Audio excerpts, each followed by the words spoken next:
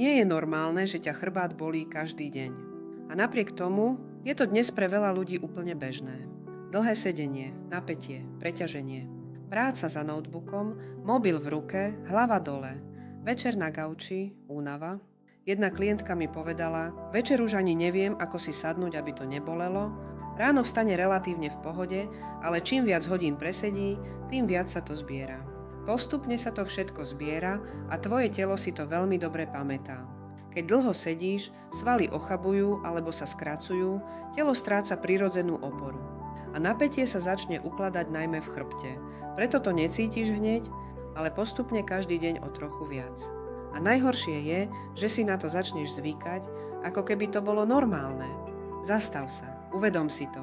Tvoje telo len reaguje na to, ako s ním žiješ. A keď mu nedáš pohyb a regeneráciu, začne si to pýtať bolesťou. Tvoje telo si to pýta bolesťou, aby ťa upozornilo, ale nemusí to tak byť. Ak ťa trápi chrbát, napíš do komentára chrbát a nasmerujem ťa.